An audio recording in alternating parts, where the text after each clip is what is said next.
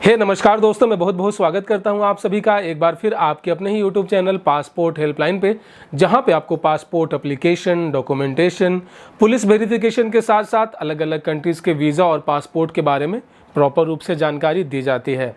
और दोस्तों, आज के इस वीडियो में हम बात करने वाले हैं passport application is under review at RPO। दोस्तों, ये एक बहुत ही मेजर इशू है, बहुत ही कॉमन जो है एक प्रॉब्लम है। स्पेशली उन लोगों को जो है ज़्यादा फेस करना पड़ता है जिनका बिल्कुल फ्रेश पासपोर्ट के लिए अप्लाई होता है। वैसे लोग जो कि पहली बार पासपोर्ट बनवा रहे हैं, मतलब ये कि उनका पहले से कोई रिकॉर्ड नहीं है और ये जो है पहली बार जो है उन्होंने अप्लाई किया है। दोस्तों, यहाँ पे क्या होता है कि आपको पहले जो है ऑनलाइन अप्लाई करना होता है। उसके बाद जो अगला प्रोसीजर होता है वो होता है अपॉइंटमेंट का। अपॉइंटमेंट मतलब बेसिकली आप सभी जानते भी हैं कि आपको फिजिकली वहाँ पे जाना होता है। इधर आप पासपोर्ट सेवा केंद्र पे जाइए या फिर आप पोस्ट ऑफिस सेवा केंद्र पे जाइए, ठीक है। अलग अलग काउंटर्स वहाँ बने होते हैं जहाँ पे आपके जो भी डॉक्यूमेंट्स होते हैं, लाइक आपके आधार कार्ड हो गए, पैन कार्ड हो गए, वोटर ID कार्ड हो गए, इन सभी को वहाँ पे प्रॉपर जो है एक तरीके से ओरिजिनल के फॉर्म में जाँच की जाती है। और उसके बाद जो है आपका वहाँ पे फ़ोटोग्राफ वगैरह लिया जाता है, आपके बायोमेट्रिक्स लिए जाते हैं। कुल मिला जुला के आपके जो भी डिटेल्स होते हैं वहाँ पे उनका जो कंप्यूटर सिस्टम होता है उसमें एंट्री किया जाता है, ताकि आपका जो प्रॉपर रिकॉर्ड है वो मेंटेन हो सके, ठीक है। वहाँ पे आप जो भी डॉक्यूमेंट्स लाइक अपना एड्रेस प्रूफ के तौर पे देना चाहते हैं, जो भी आप डॉक्यूमेंट्स अपने अपने आइडेंटिटी प्रूफ के तौर पे दिए हैं, तो वहाँ पे उसकी जांच की जाती है।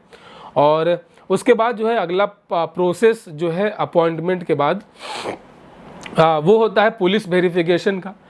जिस तरीके से यहाँ पे आपके फिजिकली आपके डॉक्यूमेंट्स की जांच की गई है, ठीक उसी तरीके से फिजिकली पुलिस के द्वारा आपके पते की जांच की जाएगी कि रियल में आप एक्चुअल वहाँ पे रहते हैं या नहीं, भारत के आप सिटीज़न हैं या नहीं, कहीं आपके ऊपर कुछ पेंडिंग कुछ क्रिमिनल केसेस तो नहीं है। तो तमाम इन सभी चीज़ों का, इन तमाम जानकारियों को जुटाने के लिए जो है पासपोर्ट डिपार्टमेंट की ओर से पुलिस वेरिफिकेशन का जो एक प्रोसेस होता है उसको किया जाता है। अब यहाँ पे जो है बहुत सारे लोग, ठीक है, मैं यहाँ बोलूँगा कि 100 में कम से कम 30 लोग ऐसे होते हैं जो कि अपॉइंटमेंट देने के बाद जो है उनका कंटिन्यूअस, जब वो अपना स्टेटस चेक करते हैं ऑनलाइन। अब यहाँ पे क्योंकि आपको ऑनलाइन अपना स्टेटस चेक करने की सुविधा दी गई है, पासपोर्ट का जो भी वेबसाइट है वहाँ पे, पासपोर्ट सेवा केंद्र का, तो वहाँ पे जो है बार बार ये उनको स्टेटस यही शो करता है कि your application is under review at RPO। इसका मतलब बेसिकली होता क्या है? बहुत सारे लोगों को तो ये भी नहीं पता कि RPO क्या होता है, क्योंकि उन्होंने जो अपना अपॉइंटमेंट दिया है वो तो पोस्ट ऑफिस में दिया है, या फिर अगर आप वो किसी बड़े शहर से हैं तो PSK में गए होंगे। PSK मतलब कि पासपोर्ट सेवा केंद्र, पोस्ट ऑफिस, जहाँ पे पोस्ट ऑफिस में भी ये सब काम होते हैं। तो इन सभी के बीच में RPO कहाँ से आ गया? अब RPO मतलब होता है रीजनल पासपोर्ट ऑफिस, ठीक है। रीजनल पासपोर्ट ऑफिस मतलब ये कि क्षेत्रीय पासपोर्ट कार्यालय, मतलब कि आपका पूरा राज्य में जिस स्टेट से आप हैं वहाँ का एक हेड क्वार्टर होता है, जहाँ से बाकी जितने सेंटर्स हैं ना वो जो है कंट्रोल किए जाते हैं। उदाहरण के तौर पे अगर आप मान लेते हैं कि आप बिहार से हैं, अब बिहार तो बहुत बड़ा है, बिहार में टोटल 34 से अधिक ज़िले हैं, ठीक है। और वहाँ पे अलग अलग ज़िलों में अलग अलग पासपोर्ट का जो भी अपॉइंटमेंट सेंटर है, लेकिन उन सभी का एक हेड क्वार्टर भी होना चाहिए ना, जहाँ से सभी कुछ कंट्रोल हो। अब पासपोर्ट प्रिंट तो हर PSK में तो हो नहीं सकता, वो प्रिंट कहीं एक ही जगह होगा, ठीक है। तमाम जो सारे रिकॉर्ड है वो तो सब सेव एक ही जगह होंगे। मतलब ये कि एक जो है उन लोग का हेड ऑफिस होता है, जहाँ से सभी जितने भी PSK होते हैं वो कंट्रोल होते हैं, वो आपस में कनेक्टेड होते हैं, ठीक है। तो ये आप मान के चले कि जो भी आपके पासपोर्ट का जो भी प्रोसेसिंग होता है ना, वो आपके RPO में ही होता है। PSK में कोई भी काम नहीं होता है। PSK में सिर्फ और सिर्फ एक तरीके से वहाँ पे डेटा एंट्री का काम किया जाता है। डेटा एंट्री मतलब ये कि आपके सभी डेटा को जो है कंप्यूटर में फीड किया जाता है और उसके बाद वो चला जाता है RPO में। अब आगे जो भी प्रोसेस होगा, अगर आपके एप्लीकेशन में कोई भी कमी पाई जाएगी, किसी प्रकार का कोई भी वहाँ पे त्रुटि पाई जाती है ना, तो वो वहाँ पे होल्ड कर देते हैं, ठीक है। तो अंडर रिव्यू एट RPO का मतलब यही हुआ सीधे साफ शब्दों में कि आपके एप्लीकेशन में कहीं ना कहीं कोई कमी है, कोई ना कोई त्रुटि है, कोई ना कोई मिस्टेक है, जिसके ऊपर जो है RPO अभी विचाराधीन है। अंडर रिव्यू का मतलब यही होता है कि विचाराधीन, मतलब कि अभी उस पर विचार किया जा रहा है। अभी उन्होंने कोई एक फाइनल डिसीजन उन्होंने अभी नहीं लिया है कि हाँ चलो फाइनल डिसीजन हो गया कि इसको रिजेक्ट कर देते हैं, या फिर फाइनल डिसीजन ये ले लिया कि चलो ठीक है इसका पासपोर्ट बन जाएगा। ये अभी बिल्कुल बीच में है, क्योंकि इसके ऊपर अभी विचार किया जा रहा है। अब इसका मतलब क्या हुआ कि यार विचार क्यों किया जा रहा है, क्या मैटर हो गया? तो देखो गाइज, यहाँ पे मोस्ट ऑफ द केसेस में जो लोग अपनी 10वीं की मार्कशीट देते हैं ना, वो विचार के योग होती है। अब वो विचार का योग किस तरीके से हुआ, क्या विचार होगा भाई उसके ऊपर? क्योंकि दोस्तों वैसे लोग जो कि नॉन ECR पासपोर्ट के लिए जो अप्लाई करते हैं, ECNR पासपोर्ट जो आम भाषा में है, ठीक है, जो उसके लिए अप्लाई करते हैं उनको अपनी 10वीं की मार्कशीट जो है वो लाजमी तौर पे देनी होती है। अब चूंकि आप कब पास किए थे, कौन से बोर्ड ऑफिस से पास किए थे, ठीक है, तो अब जाहिर सी बात है, मान लेते हैं कि 2022 अभी चल रहा है, ठीक है, अभी आपको पासपोर्ट बनवाने की ज़रूरत है, और आपने 10th पास किया था आज से 20 साल पहले, 15 साल पहले, क्योंकि खुद मैं जो है मैं 10th पास किया था आज से 13 साल पहले। तो उस समय अब 2000 मतलब कि 8-9 में कौन सा क्या था, वो मेरा मार्कशीट ओरिजिनल है, फेक है, जाली दस्तावेज है, इसका भी तो वेरिफिकेशन करना है ना उनको। बिना वो वेरिफिकेशन किए तो वो मानेंगे नहीं कि मैं ओरिजिनल में 10th पास हूं। तो इसके लिए वो क्या करते हैं, वो बोर्ड ऑफिस में आपके मार्कशीट को भेजते हैं। बोर्ड ऑफिस मतलब ये आप समझ ही गए होंगे कि जहां से आप पास हुए थे। अगर आप CBSE बोर्ड से पास आउट हुए थे तो वो CBSE के ऑफिस में जाएगा, बिहार बोर्ड से पास किए थे तो बिहार बोर्ड के ऑफिस में जाएगा, यूपी बोर्ड से किए थे तो यूपी बोर्ड के ऑफिस में जाएगा। मतलब ये कि वो बोर्ड ऑफिस जाएगा, पहले ये लोग वहाँ भेजेंगे, फिर वहाँ पे आपकी फाइल पहुँचेगी।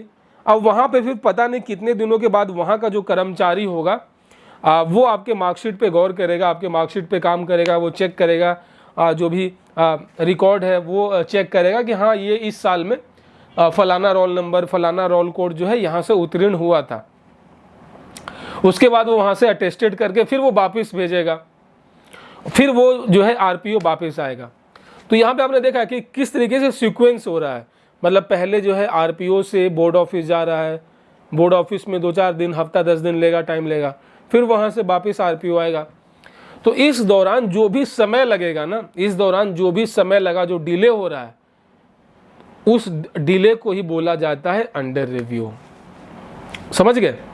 बाकी तो सारा काम उधर हो रहा है, हो चुका है। जैसे आपका पुलिस वेरिफिकेशन हो चुका है, आपका जो है अपॉइंटमेंट भी सक्सेसफुली हो चुका है, लेकिन ये जो मार्कशीट का जो पेज था ये फंसा हुआ है, जिस कारण जो है वो अंडर रिव्यू है, विचाराधीन है।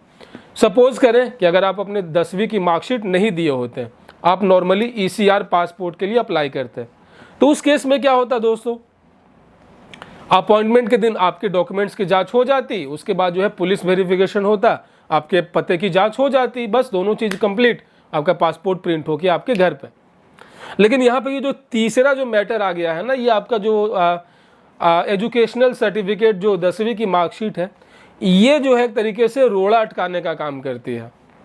जितना ज़्यादा आपका पुराना मार्कशीट होगा उतना ज़्यादा समय लगेगा, ये निश्चित तौर पे आप मान के चलें। जैसे कि अभी 2022 चल रहा है, और 2022 में भी मार्च में ही किसी ने 10th पास किया था, तो उसका जल्दी हो जाएगा, क्योंकि उसके मार्कशीट पे QR कोड्स वगैरह होते हैं, जहाँ से ईजिली वो कैप्चर हो जाते हैं।